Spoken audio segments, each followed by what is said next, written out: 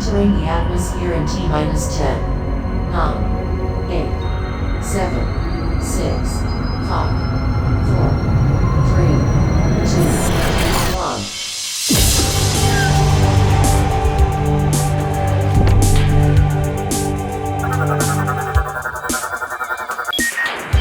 Hello everyone and welcome to the Omega Metroid podcast from OmegaMetroid.com. My name is Andy Spiteri, not joined by Doom Lacrosse this week, but joined by one of my best pals, Mr. Gooey Fame. What's going on, Goo? How are you?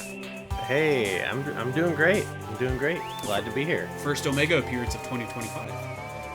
Not Not the last, though. Not the last. One for the history books, yeah.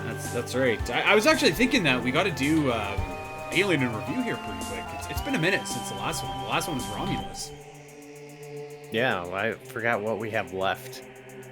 I think we just have the new stuff. We got Prometheus. We got Covenant. Oh yeah, we did the second AVP. I recall now. Oh, that we sure great. did. That was a great movie. I think by the time we're done, too, because we're doing roughly like 2 a year. I bet you that the new like Alien Earth series is going to be out by that time. Yeah, that'll be cool. That will be cool. I'm excited for that. Maybe we can start reviewing like the arcade games or something. I could be down for that. I mean, you know, the other thing that we got to do too is we got to do Predator. Like you can't have one without the other. I don't think. Oh yeah, I love Predator. I love the Predator movies. Yeah. Yeah, they're all of them are cool in their own ways. But yeah, welcome back to the show. It's been a minute. I feel like since last you were on. I can't remember. Was Metroid Prime 4 officially revealed the last time that you were on this podcast, Goo? I guess probably not, because I feel like, would you have asked me about it? I don't even know. I can't remember. You know what? It must have been actually, because we talked about Alien Romulus, which came out in August. So Metroid Prime 4 would have been out by then. But okay, it's been a minute. We're glad to have you back. And we got a really, really fun episode coming today. Actually, I'm pretty stoked about this one. This is an Inspired by Metroid, which in and of itself actually is making its long-awaited return. It's been months since the last Inspired by Metroid that we did, and we got a really awesome Metroidvania on tap for today. One that I am I've got a story once we get into it, but one that really took me by surprise with how good it was. So I'm really stoked to talk about that actually. Before we get going, though, Goo, what's going on with you? What's new? How's everything going? Tell people where they can check you out.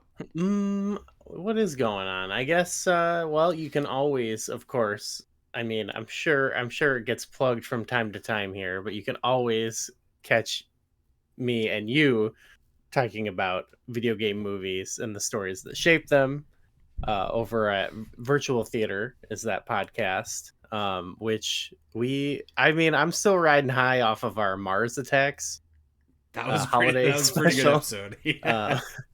I guess a the trading card video game movie, adaptation. By the way. But also, you can go check out my other podcast, Flashback 64, which we're going through. Me and my wife McKenna are going through the Nintendo 64 library in chronological order, 1 or 2 games a month, and then with whatever else we want to talk about in between. We try to do weekly, but we stick to the 1 N64 game a month so we can really give it its due, you know, or the 2 games sometimes, because sometimes actually some of the games you can't give them too much due. There's just you're like, what, you know, there's some games where we did not talk. You know, we probably talked about it in earnest for like 20 minutes, but we're also probably the most definitive source of people talking about the game on a podcast, because it's some of these games are so under discussed, you know. So you can come in and like we'll bring you in. We just had a Diddy Kong Racing episode, but there's also a lot of like random gems and garbage and other stuff to uncover, you know, throughout the library. So that's what's fun about going chronologically. A lot of games that, I mean, frankly, I've never even heard of some of the games that have popped up, or if I had, I completely forgot about them, that they even existed. Sure. You know, like so a lot of those, and me myself, like I got to play a few of these games that I never played Doom 64 before I played it, and now I'm just like, yeah, man, this is pretty. That's a banger. Yeah. So yeah, go check that out. And of course, if you like, if you like Goo and I's shtick here, we have a whole podcast dedicated to what we do, including, by the way, a section over on our Patreon where we are painstakingly reviewing each album right now by Linkin Park, and we finished doing the same thing for Green Day, which was an absolute riot.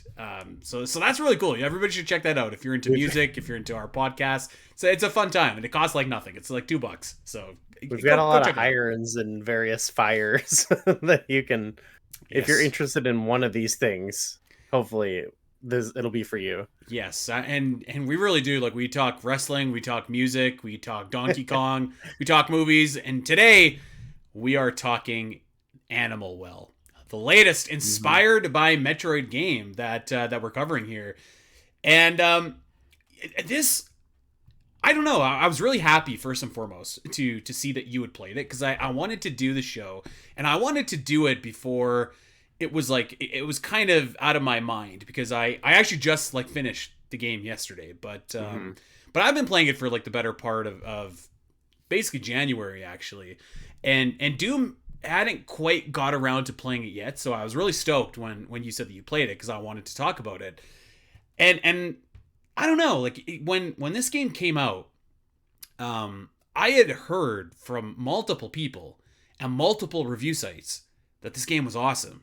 And it seemed like the kind of game that I would be into. And I feel like I owe the game an apology, because for like a long time I was like, I don't think it looks that good. Like it just, there's something about the art style, and I was just like, it's just, I feel like for me, like I really liked that retro, like pixely, like NES, SNES look for a long time. But now I've kind of like had my fill of it a little bit. So my immediate impression when I was looking at screenshots of this game, I want to be very clear, screenshots, was like, like, it kind of looks neat. But then I was reading a little bit into it, and I was like, what's the game about? I have no idea. So eventually I was just like, I think I'm going to pass on it. I think I'm going to pass.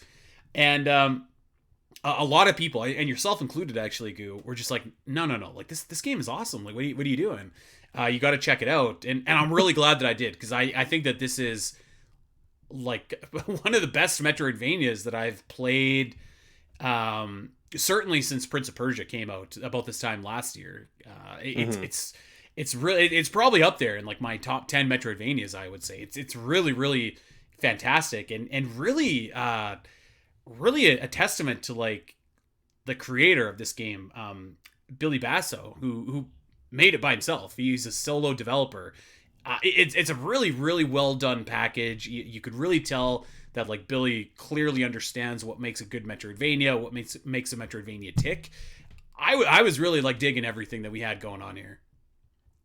Yeah. I kind of, when I saw it, I thought it looked pretty cool. And then I just kind of got sidetracked by a lot of different stuff. And so this was one that I really I got my winter break kind of allowed me to have some time to actually complete it, even though it's relatively not a very long game. But I think I completed in like a couple sittings at that point. So yeah, I liked it a lot. Yeah, and I went in and like I completed the game, and the cool thing about this game is like there's actually like 4 different endings that you can get. So I went in and got like no idea. The true ending, like the 100% ending or whatever, which was a lot of like grinding and a lot of work, but it was really fun to do it as well. So I guess let's just dive in, and maybe we'll kind of go like category by category here. I feel like the thing for me that there's 2 things that really set this game apart. And the first thing I want to talk about is, of course, like the world and the atmosphere, which I think is just like absolutely top notch. Like it's hard to it's kind of hard to articulate, because it like Animal Well kind of straddles this line between like sometimes it kind of feels almost like a horror game, sometimes it feels just like a kind of like a atmospheric platformer, sometimes it feels like Eco or Shadow of the Colossus or something. It's kind of got like that. It's kind of got like this very distinct vibe that really kind of serves it really well. I think like it doesn't feel like a whole lot of other Metroidvanias, probably because there's no combat, which I don't think is a negative thing. I thought that Yeah. the world was just like so cool, and the map is small, but it feels like it's packed, like it's dense. Yeah, the scope of the game is pretty cool. And yeah, the aesthetic is really cool. Like, not just like it's got obviously like you mentioned like the pixel art style, but it gives it kind of that like old screen Yeah, filter, you like know, with the and it, lines and stuff, the scan lines. it has a very like slight atmospheric like soundtrack. Like it's often very quiet and lonely and spooky Yeah. sounding. Um, so yeah, I was pretty into that. The world, just from a vibes, it was pretty off the charts. Um, it did like I'm trying to think of how to articulate this. It's really like it's one of the minor. It's not even like a thing I dislike about it too much, but it's one thing where I'm like, oh, this is something that I feel like I get more out of other games from. Like compare if you compare it to like even like Super Metroid, for example. Like there's not a lot of like they both these games have the same amount of like story, like Mm-hmm. as in like cutscenes. You know what I mean? Or like Mm-hmm. people like someone telling you what's going on, or it's just literally just go and kind of explore the world. But I do get a better sense in like Metroid and some other games, like even ones that don't have like a big narrative function like that. Like I feel like I get a sense of like this world being like a real sort of place, or like there it has a history that I don't know about.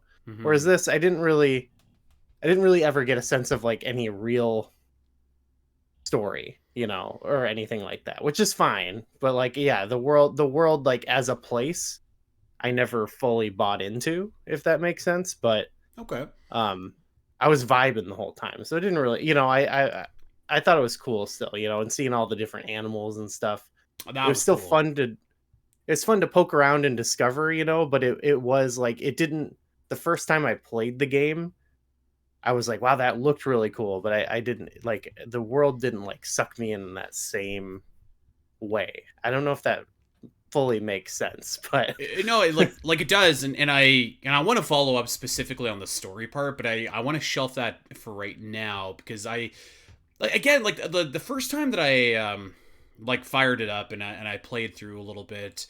Generally speaking, like I it's not that I struggle but I struggle to stay motivated when like I don't have a clear objective or a clear goal, right? Like when it's just Mhm. like here's the world, go like that. I struggle a little Yeah. bit to stay motivated. Like that was kind of one of my problems with Elden Ring. It was one of my problems with like the original Legend of Zelda when I first played. It's just like, well, what do I do? Like, give me some kind of direction. Mhm. So I do kind of feel that a little bit, but the more I played it and the more that I kind of started exploring it, I don't know, like the world I thought was just like really captivating, and like seeing all the different animals and like the way that they interact with like the map and the world and stuff. I think that was really cool. The way that like Animal Well doesn't have different areas in the sense that like Metroid has different areas that are like very clear from each other, like Drana Drifts and Chozo Ruins and Talon Overworld. Like those are very separate, clear areas. Mhm. Animal Well kind of sort of has that, but it's not as clear of a distinction. It actually is like pretty much what Nestroid did, where it's just like the color palette and enemies are slightly different. Where Yeah. it's like, the seahorse biome is a little bit different color and a little bit different music than the dog biome or whatever, right? Like there's different Right. parts of the map that you sort of subtly start to notice the differences in, particularly like as you get going. So I will say like the world, it didn't win me over right away, but it did win me over, and not Same. like that quick. Like it was I was vibing pretty quickly.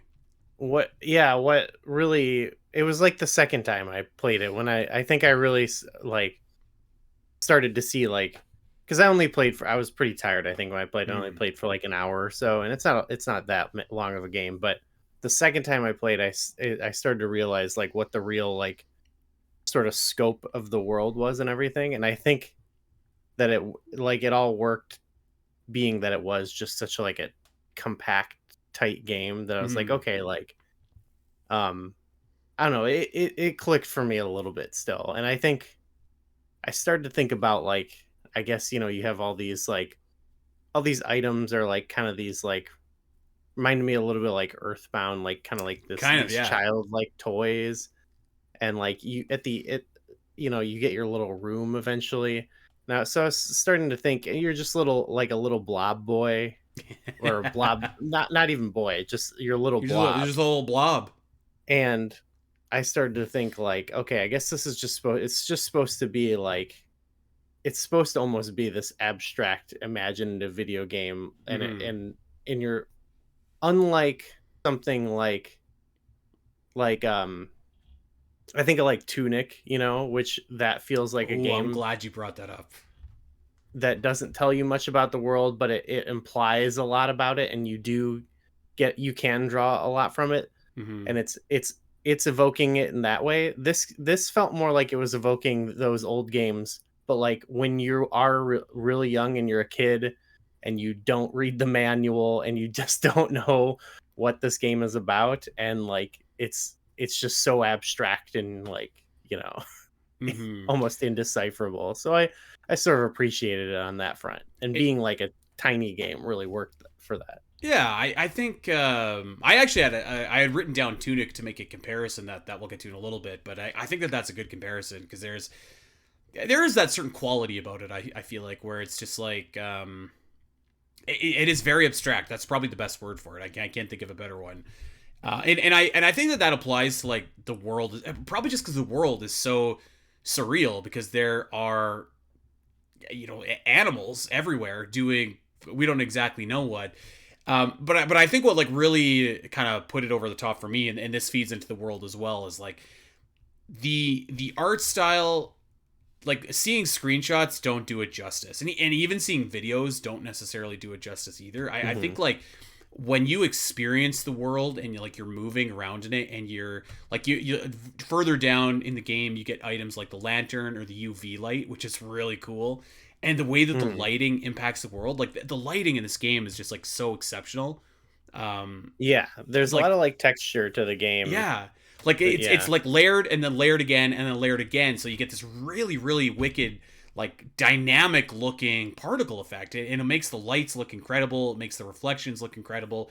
I think that really like really adds to the ambiance and to the again to like the vibe of the entire game. And I think when you Hmm. like kind of combine that with the world, you have like a really really unique setting, and I actually kept on going back to a comparison in my mind, and I'm just going to go ahead and say it right now. This game, like visually it looks very different, but I feel like vibe wise this game reminds me a lot of Hollow Knight. And I think like particularly this game is for people who wanted to enjoy Hollow Knight but found the combat too hard. Like I would recommend this game Okay. to anybody who thought that. I don't know, have you ever played Hollow Knight? Yeah. Oh yeah. I love Hollow Knight. Okay. What do you think about that comparison? Is that apt, or are you shaking your head? Um, I don't know because I do. If I'm thinking again about the world, I feel like Hollow Knight actually does have this like massive sprawling world and all this Hmm. lore and stuff. So I feel like it's counter to that in that point. But and I don't know. And also, I guess I do feel like the even the platforming aspect is different in this game too. Like the platforming feels a little bit more like I can't even describe the word. I mean, It I would say doesn't. that the gameplay is like nothing like Hollow Knight. Like, like Yeah. take that out. Like, Okay. but I From think a if you world wanted perspective. to, yeah, like enjoy the vibe of the world, because Hollow Knight has just like an incredible vibe to its world, Hmm. and I think that Animal Well kind of has that as well. There's like But it's a different. I think with if you're not coming for it for like because Hollow Knight you can go people go crazy on the lore and everything. I think I don't know. I'm sure there's people who can do that with this game, but I feel like it's not as there in that regard. Like I think intentionally so too. yeah, yeah, definitely. So yeah, I guess let's pick back up on story because I did have a bunch of notes on that, and I will say like I feel like I normally don't really like games that like we said just kind of like don't really have a story and just kind of say like okay, here you go. Mhm. that's not really my thing. Like I like to have purpose to what I'm doing, and it doesn't have to be much, right? But like at least like something like Oracle of Seasons, like go rescue Zelda from General Onyx. Like that's enough for me. That's all I need. Yeah. But I mean, this game like literally Yeah. gives you nothing, and Mhm. I was a little bit surprised at myself because I kind of found myself like thinking like I don't really mind this, to be honest. Like I there is something just enchanting to me about this world, and I started to, I don't know, I guess I started to like fill in the gaps and with my own like kind of headcanon, and I was like started to think about this world like, what is this well? Is this like a purgatory, or is this like a dream, or is this like, Yeah. you know what Right. I mean, like something like that? And I was like, to be honest, this is probably more engaging than like anything that I could come up with, and I think it helps because you also play as like a blob, which is like a terrible character that you play into, but like you could kind of again like you could make it anything that you want it to be. Like you could literally morph it into any single thing. And here's kind of like a small spoiler, I guess, but like at the end of one of the endings, and I don't remember which ending it is, but it's one of like the true endings. Your little blob dude turns into like a butterfly. So it's like, okay, is that kind of what this is about? Is it a metaphor for like change, or I don't know, but like Mhm. I really don't generally enjoy those kind of games. So I was really surprised that I was digging like the world here, even though it like literally has zero story, zero indication of anything. Yeah. Yeah. Yeah. I'm not someone, I don't really like need story or anything, but it was something. But yeah, it was something when I was like first exploring the world, my mind was kind of racing, or not Yeah. racing, but I was just thinking about like, oh, what's all this about? What's going on? And then I think that was part of it clicking with me when I was like, oh, like it's sort of just like a, you know, you're a Yeah. little blob, there's animals, like you just gotta kind of go with it, Yeah. and that it yeah, then I was able to get into the world in that sense. So And I think that like at least for me, like that's why it took me a little bit of time for the world to win me over. mhm. Because I guess that's really, it's not my preferred style. Like I still, if this is my, I guess like one small critique of the game, I think I would have just put like something into the, I don't know, into like the opening. They had like a little text prologue or something, Mhm. like when I don't know, when spirits die, they go to the animal well, and only select few can make their way out, or whatever, right? Like something like that. And it's like, okay, well now I at least kind of like know what I am. I Mhm. think that would have went a little bit of a ways for me, but it certainly wasn't like a game breaker. Like I've played other games. I like, I hate to keep bringing it up because I know you're a fan, but like Elden Ring for me, I was just like, what is my purpose in this game? Or like Bloodborne, it's like, what is my purpose? Like, what am I doing? I'm just I think in that get my it's ass more whipped. Like, spelled out than this game, I would say. well, yes, like kind of, but like to me, like it was just like all this like lore for the sake of lore, and I was like, I'd almost just rather not have any of that than like stuff that I don't understand. And I don't mean to be picking on the like the Bloodborne games, but like, yeah, Mhm. I don't know why. Like I thought this worked, and which is really strange because like that's really not my style. Well, the I don't game know. is very like, it's pretty short, so I feel like, I don't know. It's It like, is pretty short, and to be fair, it's like the gameplay is also completely different. Although I would say it's certainly not an easy game. There's definitely parts that are extremely difficult, puzzle wise and platforming wise. mhm. Um, but it's a fair game, I think, which is important. Yeah, I would say the platform, that was the other thing that didn't click for me right away. And again, I think the first time I played it, I didn't play it very long, and I was like, I'm not sure what it was, the platforming, because when it is just like jumping, platform to platform, like in the beginning, and you're like maybe hitting some switches and doing a couple things, Hmm. I wasn't that like into it. Like it didn't feel like especially great, I would say. But then once you start getting items, and there's like platforming sort of puzzles, where you have to Hmm. like do one thing and then do another thing, like that's when it got fun.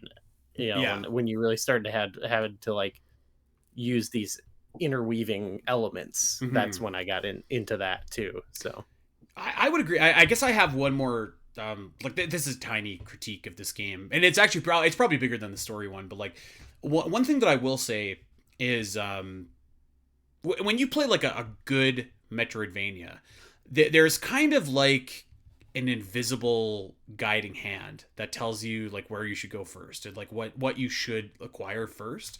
And I will say this game at times was a little bit lacking in that, because like I probably didn't get the disc until 5 hours in, and I want to go over some of these items with you. We'll talk about them, but like I feel like the disc probably should have been like the first thing that I grabbed, right? And like I think you have access to it almost right away. Like I think that was the first thing I got. Yeah. And it took me a while to get the yo-yo too. So I kind of had my little bubble wand for like a long time, and I was like, oh God, like where do I go? So it was sort of kind of missing that little invisible guiding hand.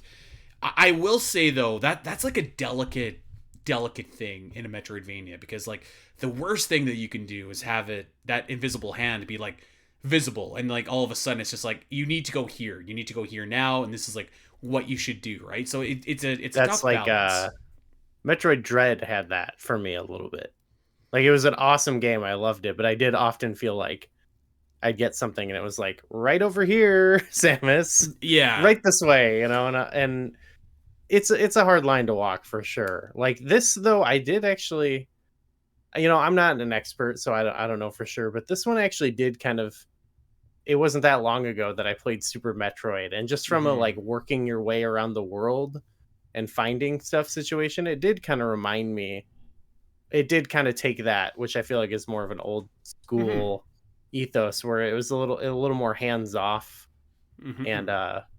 And I think, again, the scope of the game is what makes this work, because to backtrack to any sort of area, it really only takes like 2 seconds for almost anything, even to get from one side of the map to the other. Like there's rarely, that happens a lot in certain games where you have to backtrack and you're like, oh, I gotta do this and do this and this. And maybe sometimes in this there's like one screen where you're like, ooh, I really don't want to go through that screen again. But otherwise, it's like a snap to get back to certain places. And they open up a lot of like shortcuts and stuff. So like, to me, it was rewarding to like that they did take a hands-off approach, and like you could find stuff out of order and go back to other areas.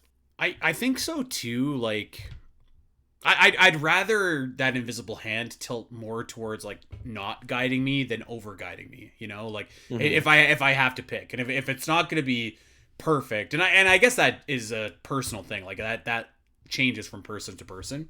Yeah, I'd rather have like more, I guess like more mystery about where I need to go, rather than just like the game blaring at me to go right here. I actually think Metroid Dread is a great example of like that subliminal hand, but like for me, like Metroid Fusion is the one where it's just like, okay, you're literally telling me where I need to go. You got it. Yeah. But the other cool thing too is like this is kind of like it's not something that Animal well invented by any means, but it takes like the idea that there's all of these like shortcuts that like you can press the button in order to release a gate or like open a lock or whatever, but it also has that thing where there's just like lots of shortcuts that are just like hidden in the world that you don't see. So like they're always there. You could access them all the time, but like if you didn't know about them, you wouldn't think to look at them, which I think is pretty cool too, which actually like is a big thing, I'm sure, for like people who do speed runs and all that kind of crazy stuff that they do. I think that's really cool to like really optimize the world to like, if you really want to put in the time to learn the world, you could probably get pretty efficient and pretty fast at beating Animal well too, which is pretty sweet.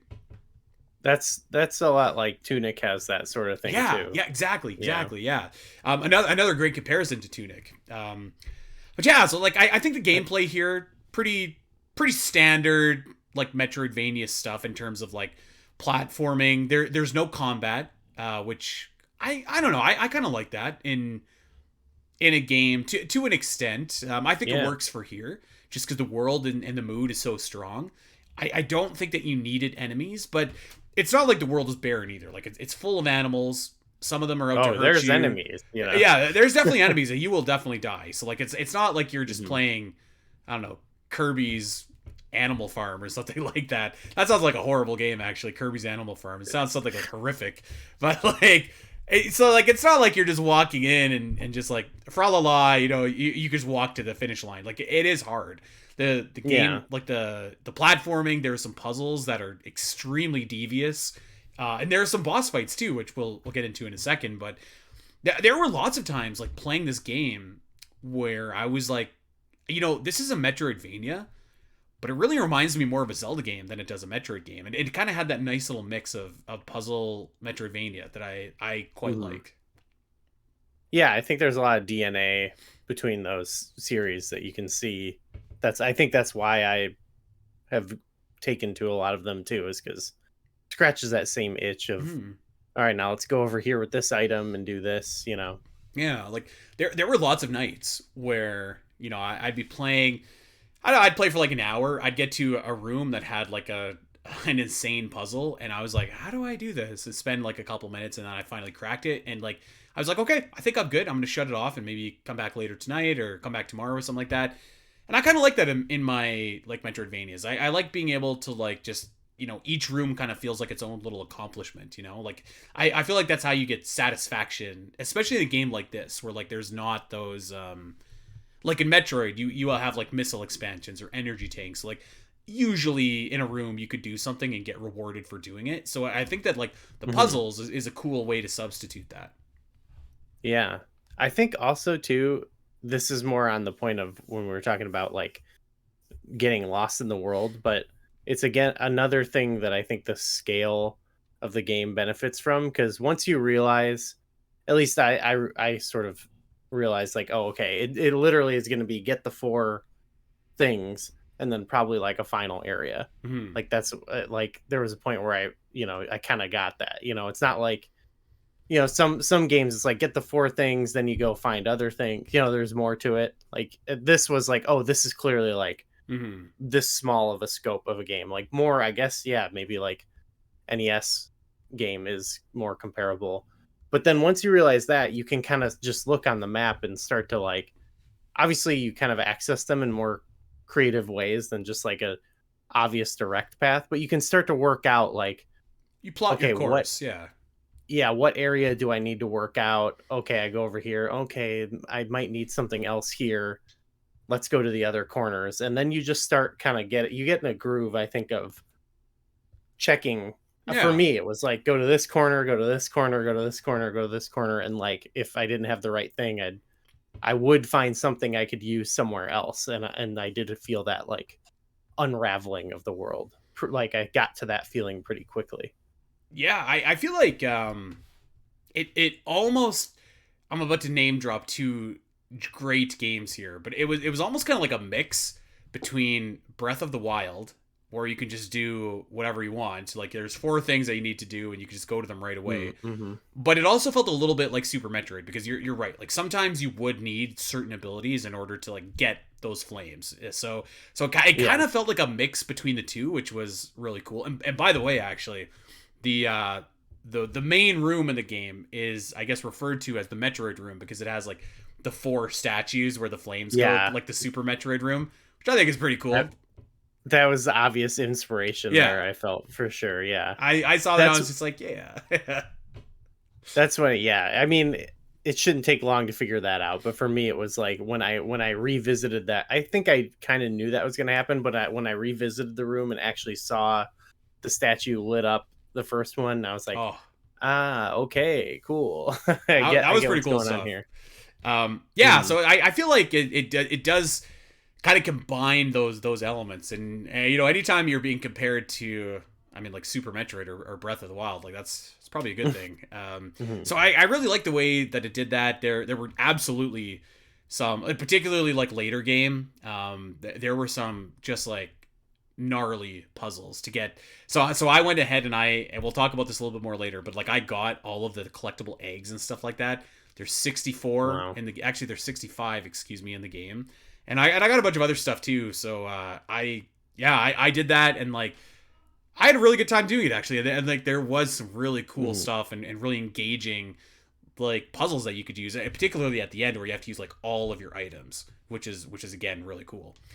Actually, and I guess that we should talk about that. I wanted to go through with these items and just kind of like Yeah. see what you thought, because I some of them I really enjoyed, some of them I was just like, yeah, okay, all right.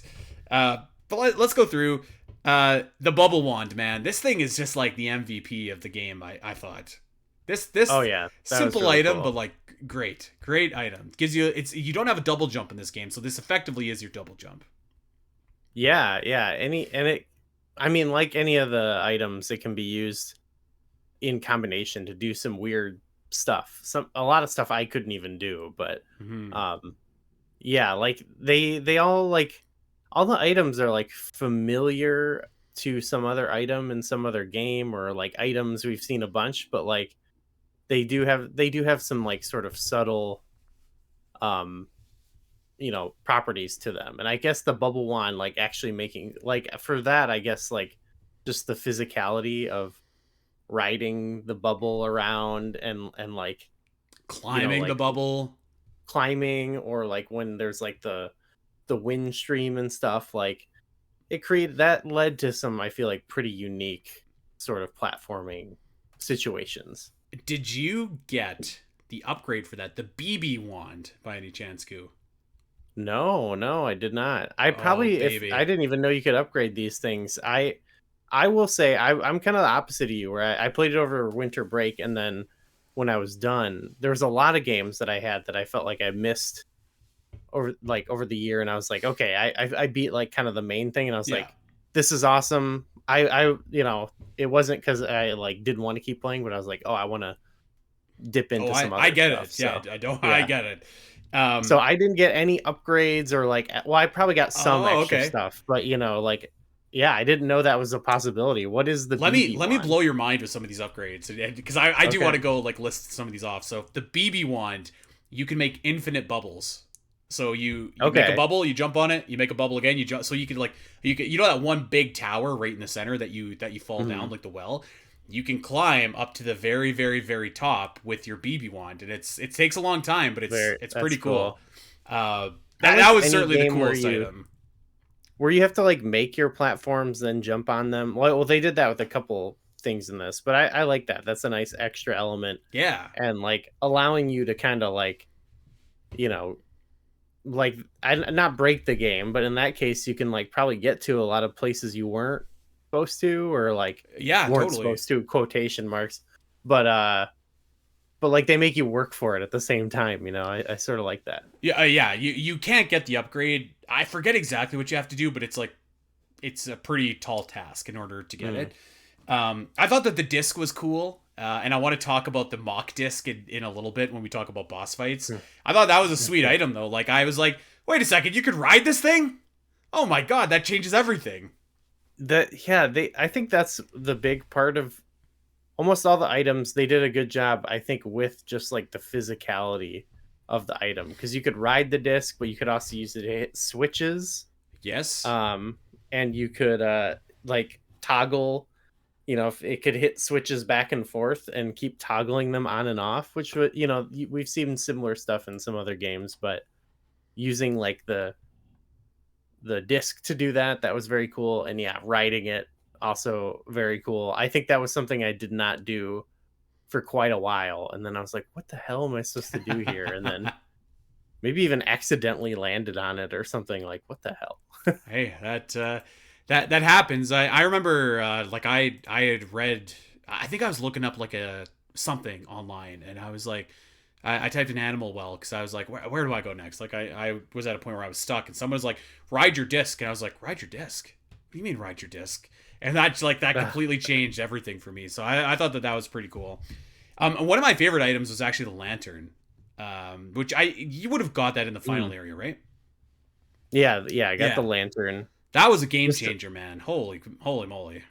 going in the dark. Well, just to like that, a couple of the items, actually, all of them, like they just like were like aesthetically pleasing to use. Like it Yes. similar to like the physicality. It just like felt like the way the lighting effects worked and stuff felt Mhm. very like uh engrossing. It felt very real. Yeah, I really liked the way that the lantern like changed the world, which already looks spectacular.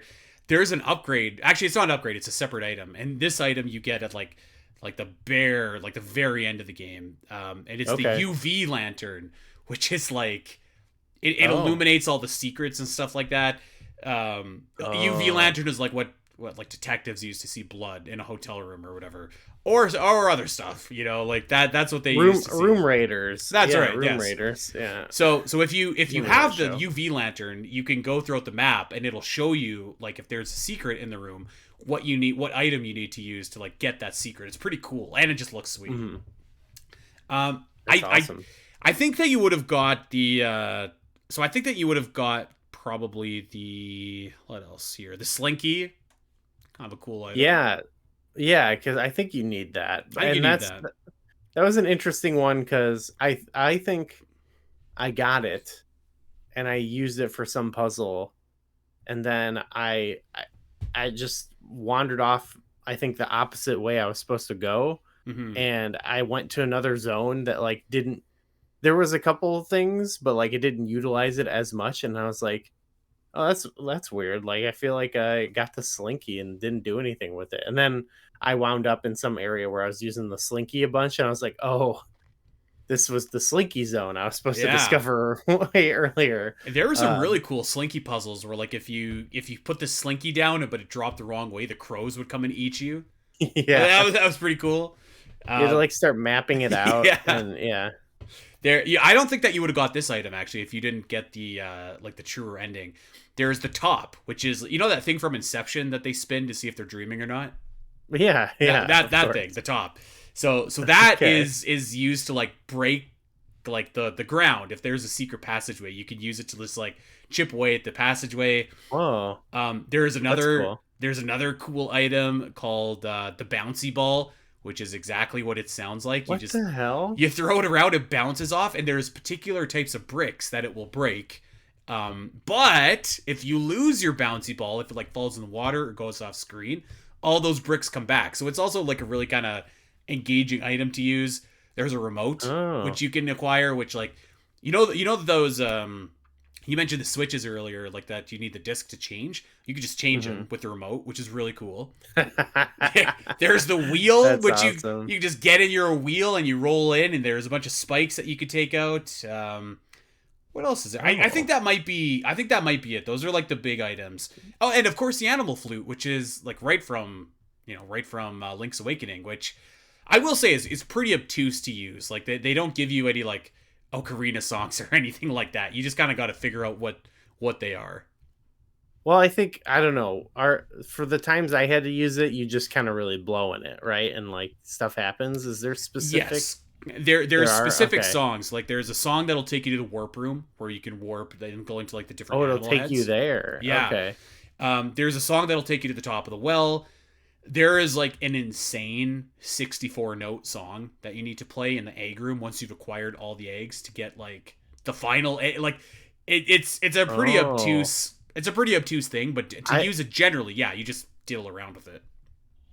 yeah. Wow, I had no idea. I never played a song that did anything other than, well, I accessed the warp room, and like Hmm. you would just play and they would open. But I Yeah. didn't know it did other stuff. There But is like it's actually that's the thing about this game. There is a ton. Like every time you think you've kind of scratched got to the bottom, like there's more. it's actually one of my favorite instruments like in a game just to play, because it is just you hit a button to blow into it, and then on the joystick map to like the 8 directions are the 8 notes of like a Yeah. major scale. So you can, if you know like a song, and it, you can transpose it to whatever key and play it on there, which you can do it like like the Ocarina of Time. You kind of have to do a couple little like movements, like this just being on the circle is really satisfying, and it just being like that is like, it's like a children's toy in a way, that no matter what you play, it's going to sound cool. So it was kind of fun to just like sit around and like Putz around, that was yeah. the most downtime I would do, is just kind of like play little jingles and be like, oh, that sounds cool. Um, it looks cool too. Like you've got all the like lights coming out and the notes. It's pretty satisfying just to like sit there and just like wheel it around, like blah, blah, blah, blah, and, like all these notes are going everywhere. It's pretty cool. I would love to see, like, I am intrigued now knowing that there are songs you can learn, because I would love to see, more of like that same mechanic, but where you like maybe in Zelda how you do like have like a song book and you learn songs. Like Mhm. that's a fun way, I think, to perform a song in a game. It was I very like it. satisfying. Yeah, I think it's really fun. So yeah, like I thought that almost all the items were pretty cool. If I had to pick one that I wasn't like the absolute craziest of, it'd probably be my boy the Slinky. And no shade to the Slinky, but There's one. Did we mention the yo-yo?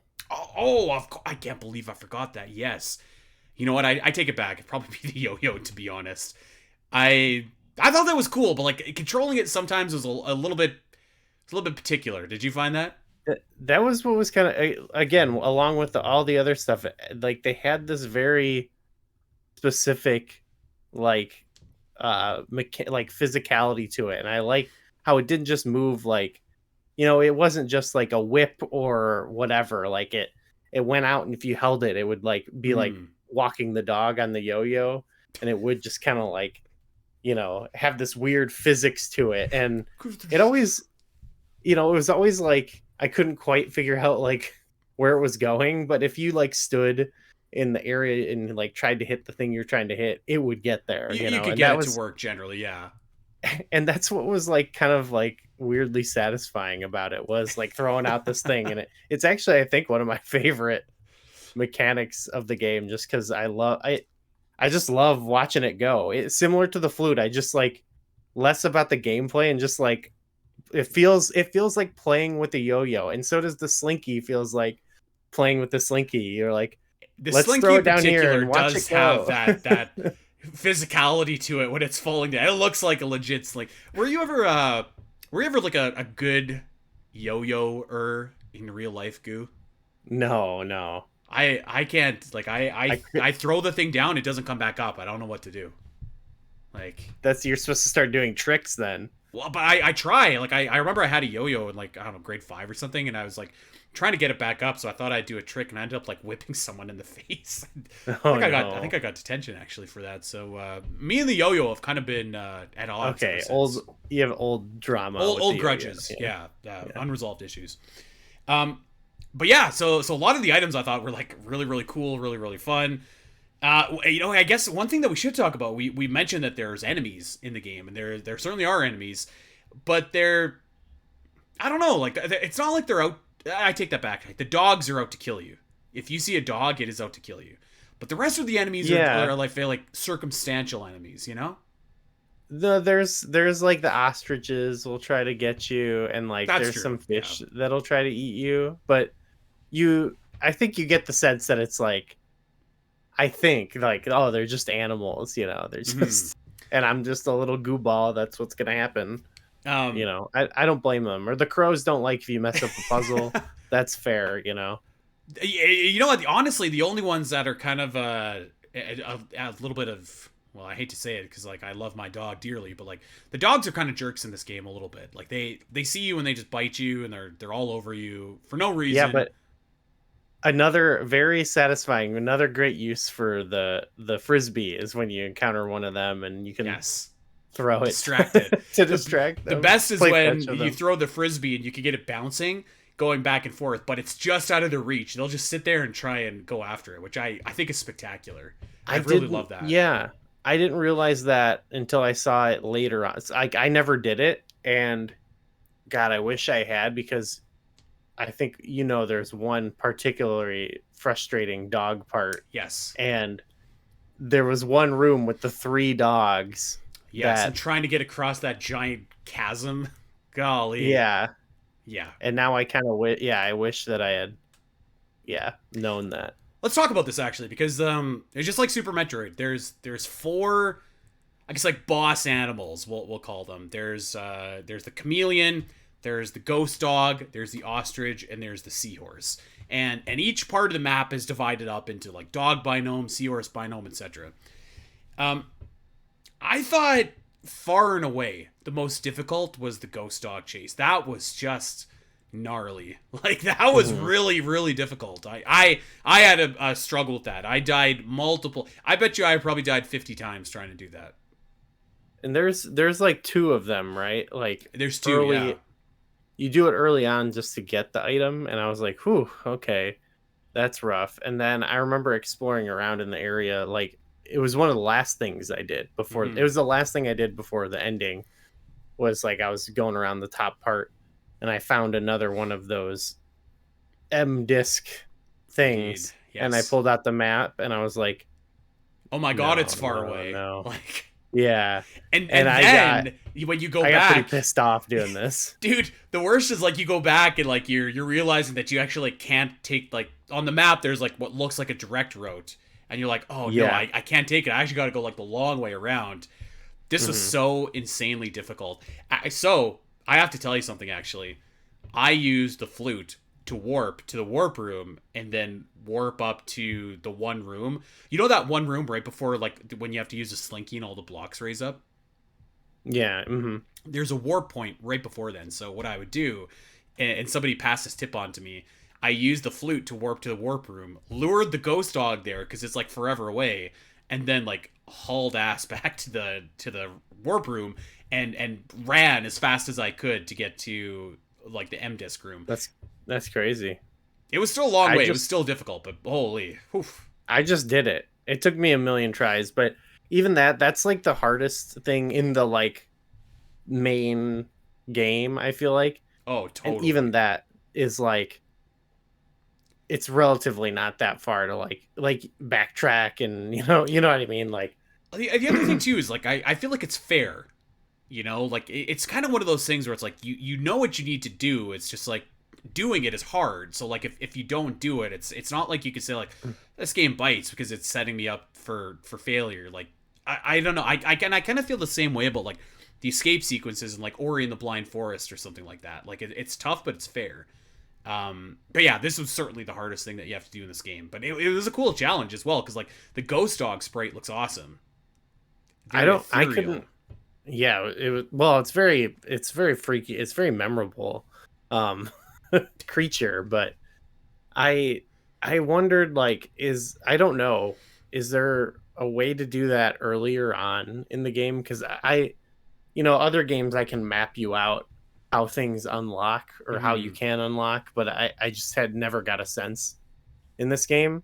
And so for me, it worked because it was basically like it felt like I knew there was going to be a little bit more, but I was like, okay, this is like the last challenge I got to do. I think if I had to, I don't know for sure, but maybe if I had to do that early on, I would have been like, this game is so annoying. You know what I mean? But I think because I did it at the end, I was like, all right, yeah, this is, well, I was very frustrated, but it not in a like, I hate this game sort of way. Just, yeah.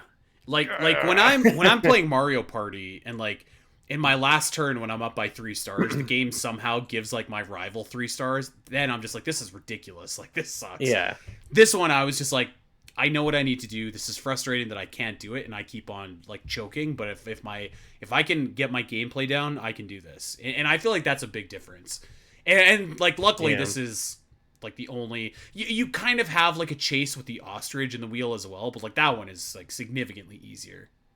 Yeah, that was cool. That was really fun. I think the chameleon was fun. He's this big lizard. He's trying to eat you with the big tongue. You got to avoid it, and I think you actually fight him twice because like you got to get him down, and you have to.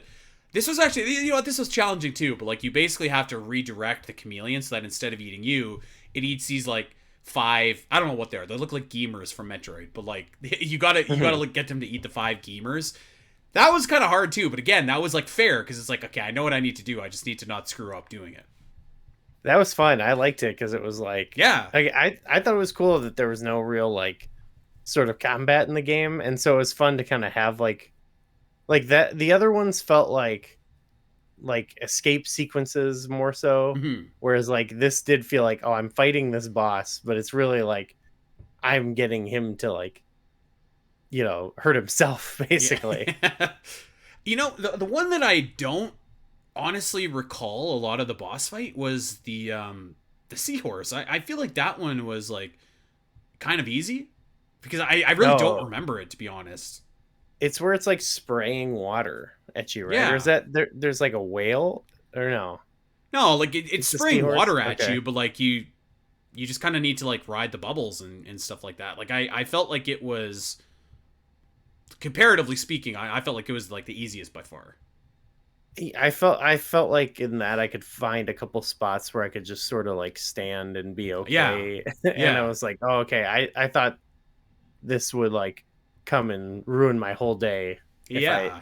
stood too long. But once I realized I could kind of like, have those Adjust the moments little to breathe. drum syllable things to fill up. Like I thought it was pretty easy, but like the good news, or to offset it, is like the room that you're in looks spectacular. Like the water looks great. The Mhm. the, the water that is shooting up from the seahorse looks great.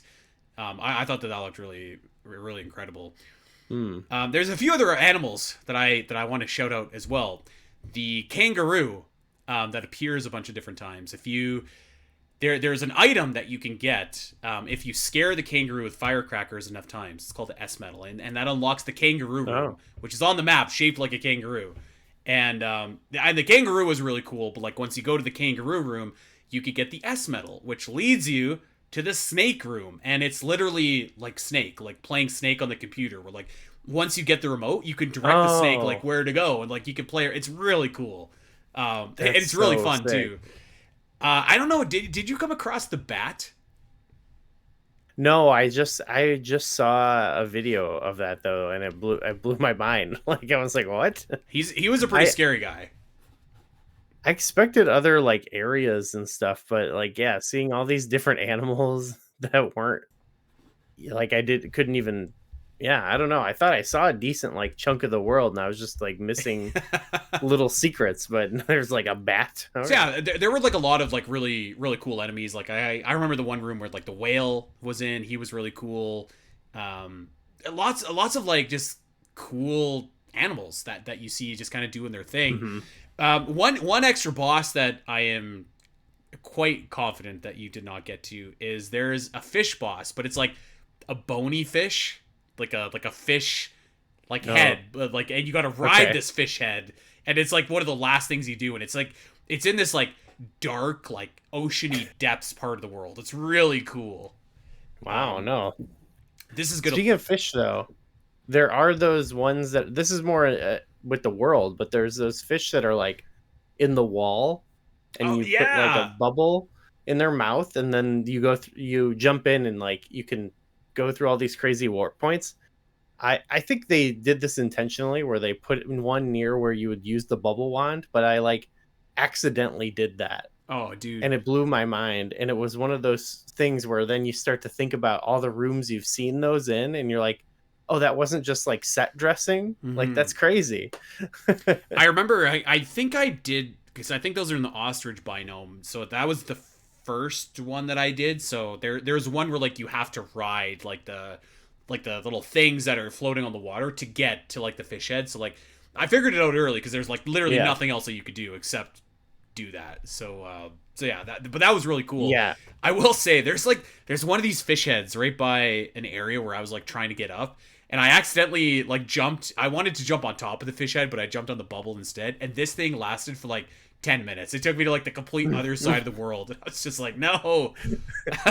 Like it feels like yeah that they like real time show you go through the entire world, Oh my like god. you're actually traveling the distance, which is so ridiculous. Yeah. Yeah.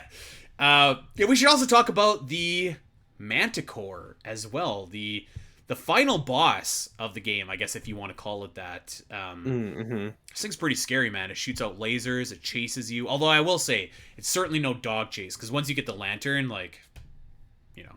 Yeah, actually, I felt like it was fairly um easy, the It Manticore. was. It was, yeah. Yeah. I will Um say there's a second Manticore escape if you're getting the true ending. That one's Ooh. tougher because you got to use all your other items, and this guy like shoots crazy lasers. Do you want me to give you like a slight spoiler here? Sure, yeah. Okay, so slight spoiler warning here for everybody, such as it is for Animal Well, okay? But like your second Manticore fight, you beat the game when you defeat it. But instead of defeating it, you play your flute, and the Manticore actually lets you jump in its mouth, and you start flying into space, dude. You're floating into space, riding the Manticore. It's pretty gnarly. It's cool. That's sick. Yeah. Yeah. It was pretty cool. Like really abstract designs, like you said. Yeah, maybe the game is better if you're just like, and then you just jump in his mouth and fly into space, like, well, just let it be a psychedelic, man. I will say this, like, to get that ending, it requires that you get the true ending, which means that you got to find all 64 eggs, which is like a tall task, a very tall task. But I think that's like a positive, because like there's so much extra content. Like the world of Animal Well is small, but it's dense. Like there's so much packed into every screen. There's eggs you can find. There's matches you can find that you need to light candles with. There's bunnies that are hidden in the world, and to unlock these bunnies is absolutely like insane. I haven't done it yet, and there's more of the map that I haven't explored. So like there's like a ton of extra stuff there. It's actually just like, it's like an embarrassment of riches, the amount of side content that you could do. Because like, as we said, like a lot of what I did is like optional. Like you don't have to do it to get like the ending. So it's, in terms of like a Metroidvania giving you value for your money, like this is, you don't get much better than this. The actual like ending part with the Manticore, like the fight itself, whatever, the chase, whatever, but the actual like payoff is really nice, even on like the basic ending that I got. Actually, that reminds me of an item we didn't really talk about. I don't think, like the firecrackers, like as an item. Yeah, I guess we didn't. Yeah, that's another one where just like the animation and like the physicality of it all, and how it like is really like popping off when you throw fireworks out, and you go to another room sometimes and you still hear them going off or whatever. Like, you know what I always felt really bad about too is throwing the firecrackers to scare, like, I don't know if they're little moles or something like that, but like the little mole guys or whatever, or the penguins. I felt a little bit bad pulling those out on them, but sometimes I didn't feel bad. Didn't feel bad throwing them at those. There's also like those weird like dark creatures that just come after you that like feel like they're related. They're related to the Manticore, I guess, presumably, right? Because they're kind of, the light is what stops them. But it's very satisfying when you do that chase and you get to the end and you just start setting off, like you set off like a bunch of little fireworks or whatever, and then the credits start rolling and you're just kind of like, and then you're watching the fireworks. It's very tranquil. Yeah. You get a cozy little room, little TV. Yeah. A locked office, which is another big collectible secret that you can acquire. Okay. Yeah, I just like, I think that the world, like the animals, just like they really, like, it sounds dumb, but like I feel like the animals really added like a life and a personality to each thing, like each kind of biome, in a way that I feel like just having regular enemies doesn't add. Like, and I can't explain that, but like I just feel like having those like animals, because some of them you're just like, oh, it's the cats that I need to free, or it's like it's the dogs or whatever. Like it kind of gave like a personality and a charm to the world that I think you don't get with just like regular enemies that you fight, And it does, maybe it does lend itself, I guess, to like, I think it's trying to do something like hinting at that childlike sense of wonder. Maybe it's supposed to be like, you got your room. Maybe it's supposed to be like you're playing in your backyard and you're seeing these animals and you're imagining these things. But one thing that works well with those animals is it's like, well, they'll come and like eat you or whatever, but like for the most part, like, especially how you have to handle most of them, it's like, it's not really like violent, you know what I mean? Like you're not like killing the animals. Like there's I don't know, the iguana, I feel like you maybe get like, doesn't die. Might have like a tummy ache. Tummy ache, yeah. The ostrich falls into somewhere. Yeah. Seahorse is still down there, Yeah, there's something like sweet about it. Yeah. It feels more like playing than anything. It's really only like the ghosts and Hmm. the manticore that you really give the business to. But even in that, you said, you kind of become one with the You do. You're friends by manticore the and end. I will say actually there's a couple of tunnels here and there where there's like these ghostly rats that chase after oh you. yeah, yeah. Not a big fan of them. Not a big fan of them. Yeah, Um, yeah, those were annoying. though they were annoying, yeah. I wanted to make a comparison to Tunic because I do have a that's like a minor critique, and I had this minor critique about Tunic as well. And I don't know, maybe this is like a thing with people that develop games solo because that game was also developed solo by Andrew Schultes.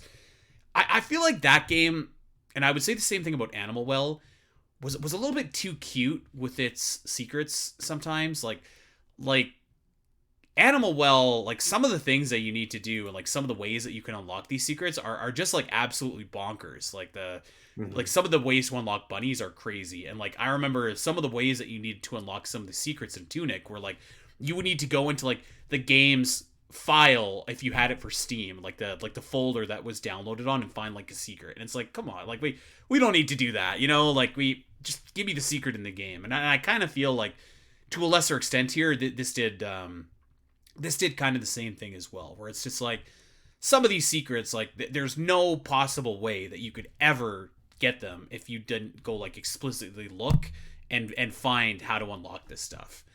And I guess that's a critique, but it's a pretty minor one, you know. Yeah, no, I think that's cool. I'm down. I don't know if that's a solo person. I think maybe you see it more because like, I think it's probably just a coincidence, like that these two games well, did it. I feel like when it's one person, they can do more risky things that like maybe a studio might not do, and I support that. I mean, Hmm. I don't think any game's obligated to like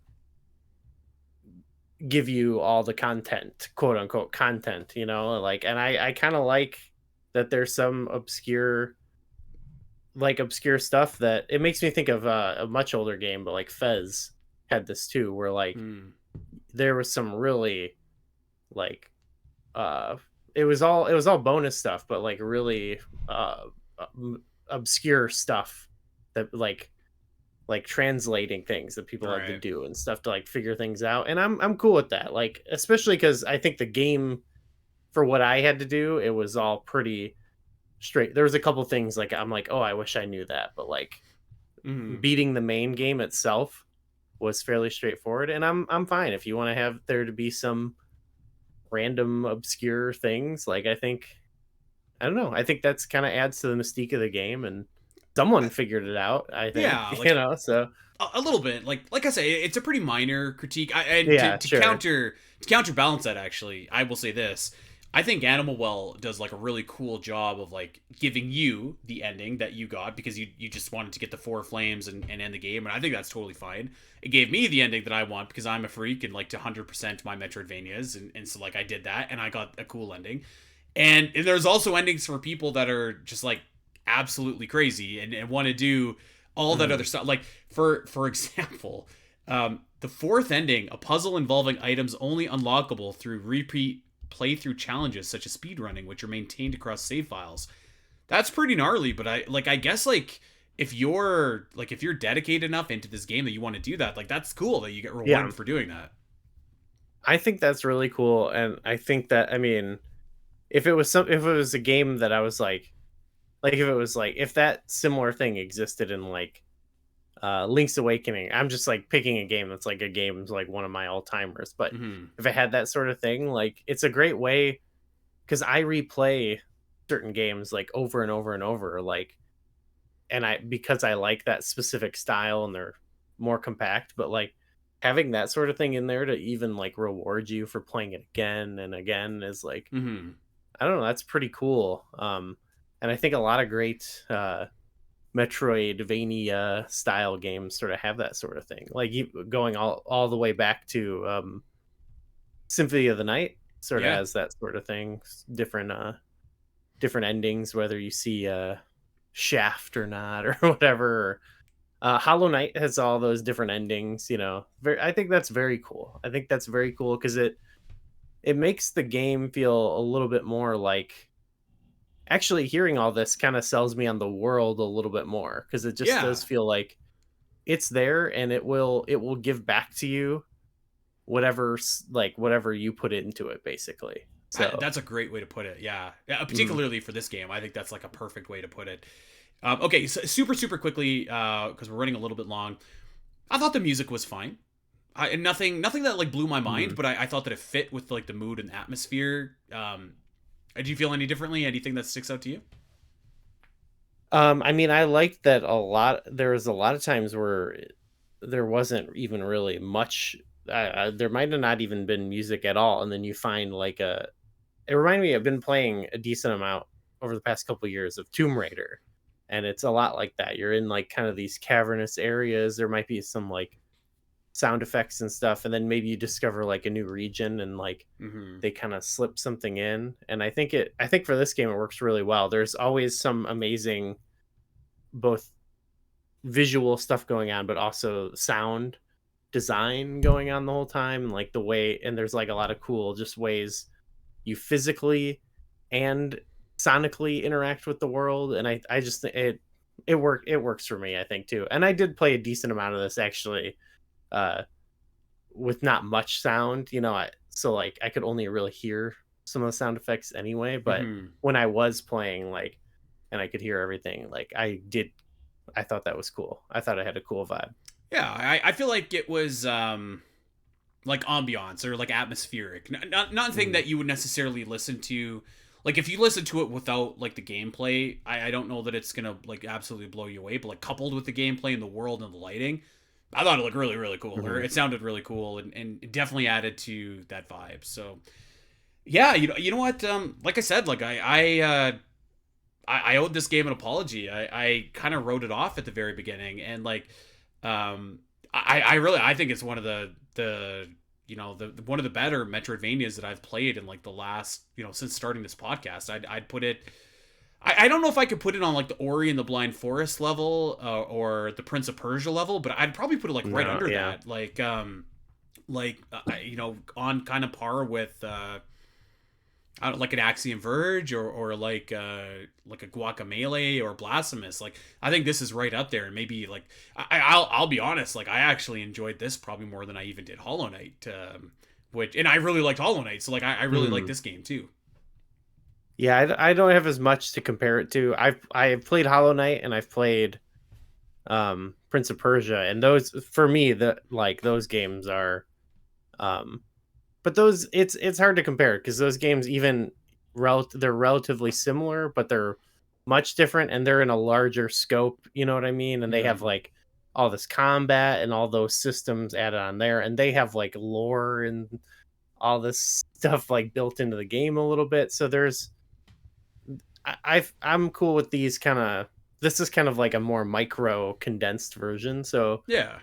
I don't even want to say like, oh, I like it less or whatever. It's just it's its own sort of flavor. You know what I mean? Like, this is a good game to play for like a little bit in small chunks. Whereas I feel like those other games I play, if I really want to go and like really get lost in like a big world, and or like a big map or something, and have crazy combat challenges. Yeah. Yeah. You're right. It's a different flavor onto its own, and a really, I guess, like nice compliment to some of the other like really great Metroidvanias that we've seen in the last couple of years, like Hollow Knight. Like I said, I feel like that's definitely combat heavy. So if you like the vibe of that game, but combat isn't your thing, and you're looking for something, to borrow an Alice and Aletha phrase, a little bit more cozy, Animal Well is probably right up your alley. So yeah, I mean, check it out. It's available. It's available pretty much everywhere. It's available on Xbox, Switch, PlayStation, Steam. It's not terribly expensive. It's a solo developed game, again developed by Billy Basso. So you're supporting like a solo creator, which is really cool. I really liked it. I was really impressed, and I would like gladly recommend this to anyone. I really enjoyed my time with Animal Well, and Hmm. yeah, to even to players like yourself that have finished the game, like there's probably a lot more than you think in terms of gameplay in this game. So I yeah, I had a really great time with it. I can't recommend it enough. Same. It's an easy recommend. And to what, just one quick thing to add on to what you said, that's the thing I like. I like because there's some games that I've played and I've beaten, and when I first beat them, it was like it felt very like, okay, I got through it. This doesn't feel like that, but upon replaying them, I gain more of a familiarity with them, and sometimes I wish like, oh, I wish I could play this again for like Yeah. the first time. But what a game like this allows you to do is you can go back to it and you have some of that familiarity, but then there's still like you start noticing things you didn't notice the first playthrough because you didn't fully understand the mechanics. So this will be a great game for me. I'll want to replay it someday, and I'll probably be able to get more immersed in it and stuff. So it's an easy recommend, and I think it's both a short game, but it's also a game that I think you'll want to be replaying like multiple times throughout your life, presumably. I think so. Presumably, if you have the time. Well, some people have the time because the game developer said that it would take people 10 years to unlock some of these secrets he put in. They were unlocked within like 2 months. So I mean, yeah, right, yeah. Shout out to the dedicated Animal Well fans out there. Yeah. All right. Well, I guess that is going to bring us to the end here, Goo. Let's do a little bit of plugging, and then we'll be on our way. Tell everybody where they can check you out over on these internets here, Goo.